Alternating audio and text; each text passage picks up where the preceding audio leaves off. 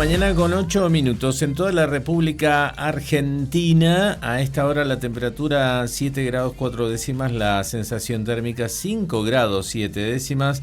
Ya seguramente en un ratito se renuevan los datos y acuérdense que a la salida del sol, o sea, cuando amanece, baja bastante la temperatura. Está por amanecer a las 8:11. Estamos viendo, ahí ¿no? ya sale el sol en el horizonte, así es que seguramente baja un poco la temperatura. Váyanse de Mnews Radio porque estamos mostrando en este mismo momento el amanecer, que está precioso, así que vayan por ahí, generen comunidad y en un ratito repasamos cómo va la encuesta del día, que tiene que ver con después de el fin de semana largo, cómo hacemos para despertarnos, y hay algunos mensajitos que vamos a ir repasando. Bien, vamos a hablar ahora con Elvio Rodríguez, que es, por supuesto, analista político aquí en la provincia de Mendoza. Y por supuesto, todos estamos atentos el 1 de mayo, como siempre, en la apertura de las sesiones ordinarias, al discurso del gobernador de la provincia, de Alfredo Cornejo, que tuvo algunas definiciones, por supuesto. Como siempre, la oposición, como que no sabemos qué está describiendo, qué sé yo, hay críticas, pasa habitualmente, pero bueno, vamos a deshilachar un poquito todo esto, vamos a ver el entramado que tiene lo que dejó el discurso del gobernador. Elvio, ¿cómo le va? Buen día, Natalia y Antonio lo saludan. Bienvenida. Vamos, ¿qué tal? Bien, muy bien, muchas gracias por atendernos. Bueno, cuéntenos un poquito qué le pareció lo más sobresaliente del discurso de Cornejo el otro día. Mire, mi modo de ver, digamos, dos elementos, dos lecturas, ¿no? Lo que se dijo y lo que no se dijo en el discurso. Uh-huh. Respecto a lo que se dijo en el discurso, me llama la atención una muestra, digamos, de una diferenciación en gran parte del enfoque de Cornejo con relación al enfoque de Milei, ¿no? Uh-huh. La cantidad de obras públicas que propuso Cornejo, desde el sistema hidráulico Los Nihuiles, estaciones transformadoras, es decir, una serie de obras públicas, no las rutas, que tienen poco que ver con lo que es el discurso de Milei, donde dice que todas las obras las tiene que planificar y que llevar adelante los privados, ¿no? De acuerdo a determinar la rentabilidad que se ve en esas obras. Uh-huh. En este caso, el que planifica la obra y la lleva adelante a través de empresas privadas es el propio Estado. Uh-huh. En eso me parece una diferencia importante entre el discurso de Milei y el discurso de Cornejo, ¿no? Uh-huh. Son muchas obras, casas, inversiones en salud, inversiones en educación, que no serían propias, digamos, de lo que es el concepto o la postura ideológica del presidente. Pese a ello, Cornejo, digamos, dice que apoya el sistema, digamos, racional de ordenamiento de la macroeconomía que está llevando adelante Milei. Eso coincidiría, digamos, de alguna manera con las propuestas de Cornejo en esta nuevo lanzamiento de una estructura económica en Mendoza a partir del petróleo y la minería. Uh-huh. O sea que para inversión, digamos, en petróleo y minería, que son inversiones de largo plazo, evidentemente sí, la seguridad jurídica juega un papel importante. Uh-huh. Sí. Eso por la parte de lo que se dijo, ¿no? Uh-huh. Sí. La parte crítica, no digamos, de la oposición es lo que no se dijo. Uh-huh. Digamos, no hizo referencia, yo creo que a partir de no hacer referencia, más importante fue que no vinculó, digamos, la problemática de las familias mendocinas, la problemática en la vitivinicultura, el problema del desempleo, o de la caída de los salarios, no la vinculó con las propuestas que él estaba haciendo a nivel, digamos, de modificaciones en la estructura, ¿no? Uh-huh. Es decir, en el sentido que no se habló cuántos trabajadores serían empleados en las distintas obras, uh-huh. No se habló de cuál sería el efecto que tendrían esos montos de dinero sobre el comercio interno. O sea, no hizo ni hizo referencia ni vinculó tampoco los efectos de las obras de infraestructura que proponía sobre esa parte del mercado. Creo, a mi modo de ver, ¿no?, que tuvimos un Cornejo mucho más gerencial, sí, que el Cornejo político que habíamos visto nosotros cuando los discursos de la revolución de las pequeñas cosas o el cobre y el vino, ¿no? Que fueron discursos más dirigidos a la gente. Este discurso pareció más dirigido a aquella gente que está involucrada en la gestión del gobierno, de una manera o de otra, ¿no? Involucrada porque participa de las obras. Sí, Elvio, desde la oposición por ahí destacan, bueno, algunos puntos, hablan de falta de novedades, señalaron que no ofreció novedades respecto al año anterior y acusan un poco de desconexión, dicen, con la realidad, bueno, que por lo menos perciben alguna parte de la oposición y otros hablan de justamente eso, de ese análisis, ¿no? Gestión que priorizó un poco esa gestión que viene haciendo en obras y alguna cuestión más, pero una desconexión con la realidad. ¿Usted cree que es así? Es lo que le decía yo. A mí me pareció que lo que no hizo fue, primero, no hizo un diagnóstico de la realidad económica de Mendoza, ¿no? En cuanto a esos temas, los mismos temas que le habían planteado las empresas pymes a un poco días antes del discurso, ¿no? Si el problema de la caída del consumo, la caída de los salarios, la poca capacidad de compra, es decir, varios elementos a los que no hizo referencia, pero para mí más importante que el hecho de que no hiciera referencia, que no vinculó una cosa con otra, ¿no? Porque hay un vínculo entre todas las obras que se plantean y, por ejemplo, la ocupación de mano de obra. Y, por ejemplo, cuando usted analiza un proyecto de construcción de casas, también hay un efecto sobre la compra de materiales, sobre el comercio. Cuando hay más salarios, suponga que la minería genere mayores salarios, también habría un efecto sobre los negocios, ¿verdad?, sobre el consumo. Creo que, digamos, la crítica está, digamos, bien dirigida porque no hizo un diagnóstico de la situación económica y tampoco hizo un diagnóstico, y esto sí me pareció, digamos, importante, de la problemática que se está teniendo la provincia con la caída en los recursos coparticipables. Digamos, la caída de recaudación está afectando a la provincia también en los recursos coparticipables. Fueron cosas que no dijo, pero a mí en respecto creo que no, más importante es que no vinculó una cosa con otra. Y sí pidiendo...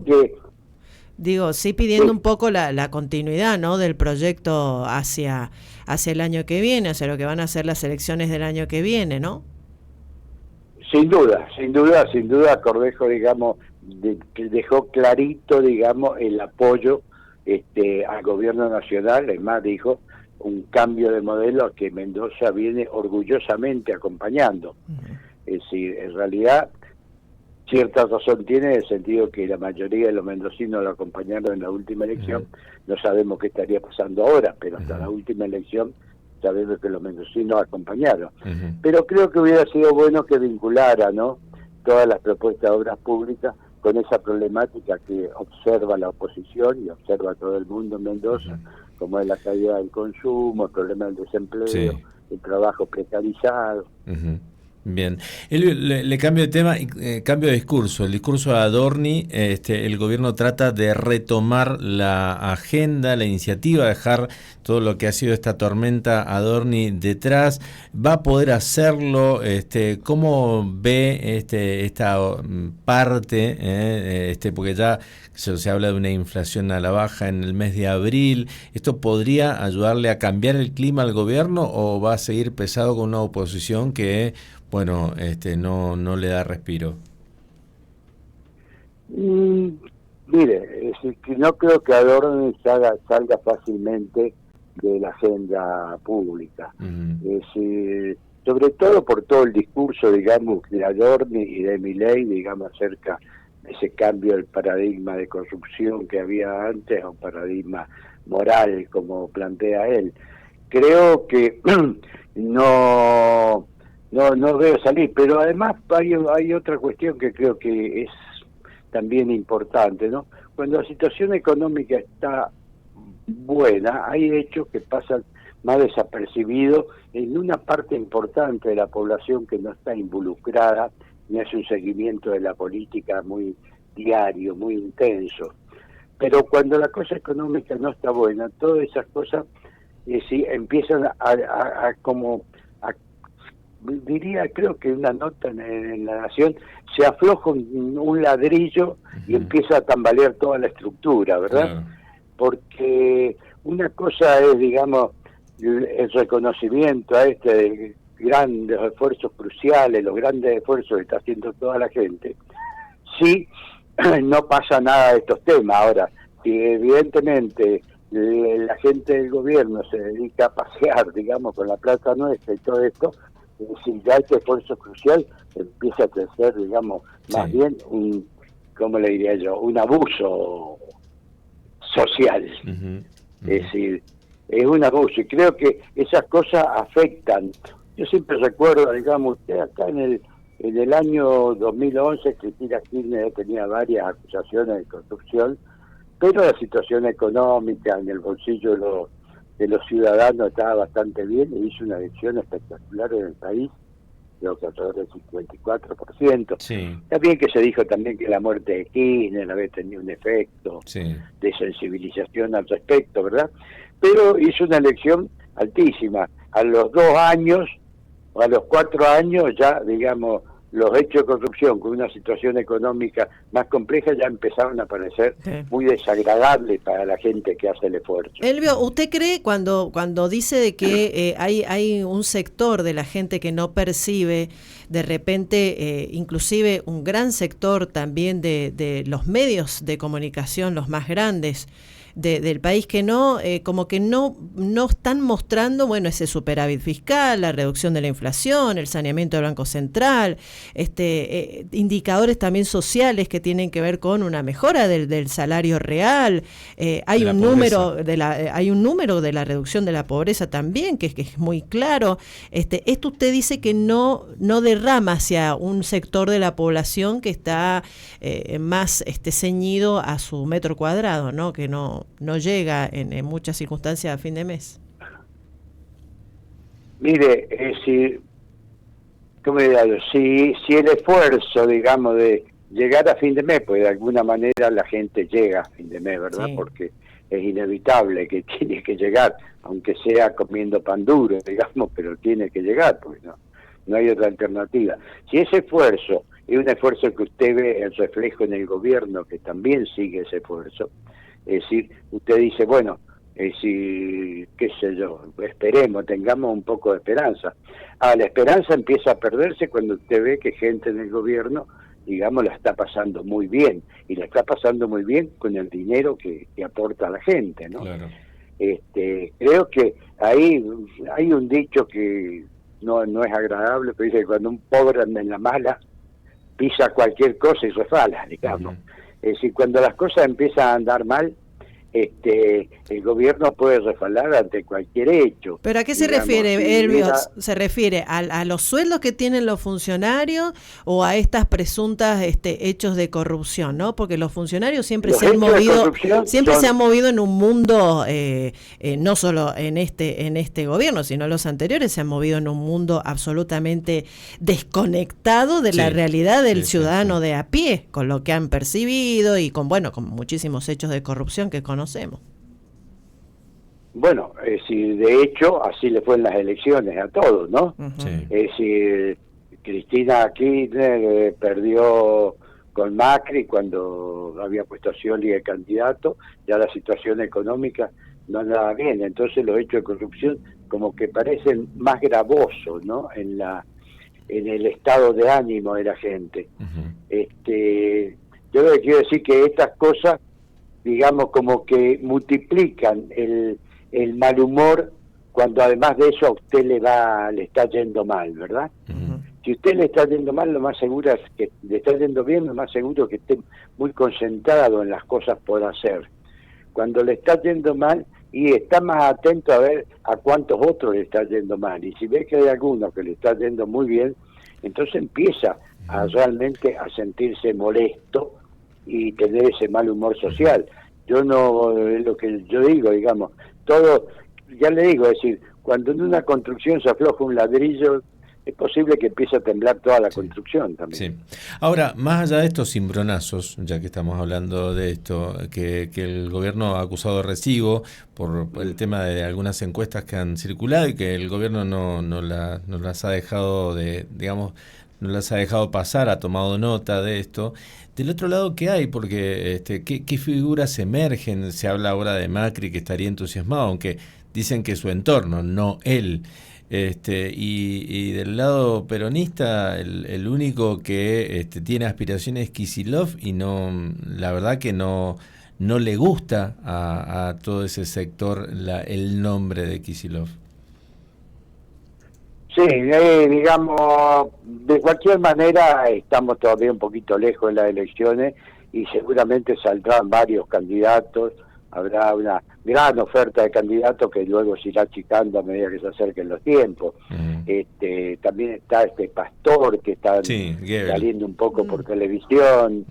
Goebbels era. Algo así, ¿no? También hay un peronismo no kirchnerista que se está reuniendo, que hizo una reunión ahora en Parque Norte, donde participó también el diputado por Mendoza, Emir Félix, ¿no? Es decir, le quiero decir, este es un proceso que recién empieza. Ahora, hay que tener en cuenta una cosa, ¿no?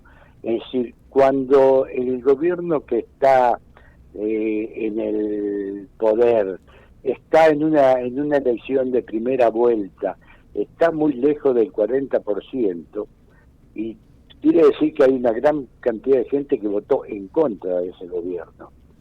Es muy posible que en un balotaje termine derrotándolo, porque la gente que vota la primera vez en contra, salvo que fuera muy malo el que llegue a segunda para una parte de la sociedad, es decir, seguramente esa gente también volverá a votar en contra del gobierno. Usted calcule que en el año 23 a Massa le faltaron solamente 3 puntos para ganar la elección en primera vuelta.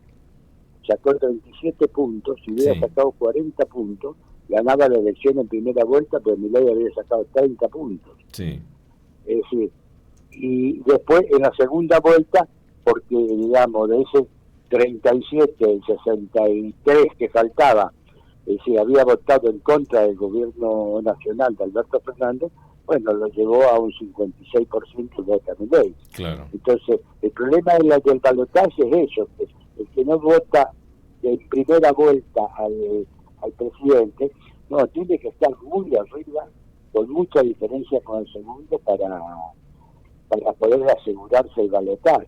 Actualmente, digamos, que le está, las encuestas que yo leo, ¿no?, que recibe muchas encuestas nacionales, yo no hago encuestas nacionales, más o menos le están dando entre 32 y 35 puntos, que es lo que sacó Milei en la elección general. El núcleo duro. Sacó 30 puntos, recuerdo. O sea que es un nivel un poco bajo para pensar en un balotaje exitoso de cualquier manera. Bien. Pero estamos lejos todavía, ¿no? Sí, hay que ver qué sucede, porque yo creo que también la gente vota con el bolsillo. Si mejora el tema inflacionario, si los salarios también mejoran, tal vez esas encuestas cambien, ¿no? Seguro. El problema es el cómo, ¿no? ¿Cómo hacer, por ejemplo, para que aumente la capacidad de compra de la gente? Claro. Primero, el ajuste en todos los servicios se va a seguir dando, ¿verdad? Y eso va a tener un peso cada vez más importante si los salarios no aumentan. Claro. Segunda cuestión, los salarios que se están aprobando por parte del gobierno, del Ministerio de la Secretaría de Trabajo, son los que están por debajo de la inflación, donde el 1%, más de eso, 1,5%, no dejan que pase. Entonces, ¿cuál va a ser? Cristina lo hizo una vez, digamos, en el 2011, que fue la famosa jubilación de las amas de casa. Y volcó hacia el mercado una cantidad importante de dinero, ¿verdad? Ahora, no creo que este gobierno vaya a hacer una cosa de eso. No, porque de repente... Y vaya a alargar tampoco un gran plan de obra pública populismo puro. que cambie el escenario. No. No porque le va a trastocar las cuentas si lo estamos pagando todavía. Sí, ese el equilibrio tema, fiscal no lo negocian. Por los cielos. Bien, Elvio. Sí, quizás un plan de obra pública financiado desde afuera podría tener algún impacto, ¿verdad? Exactamente. Pero no lo ha mostrado hasta ahora como cosa de su interés. Exacto, sí, así es. Bueno, vamos a dejar esta charla aquí, seguramente la retomaremos para ver cómo cambian las cosas después del Mundial. Dicen que vendría después del Mundial, un gran debate. Sí.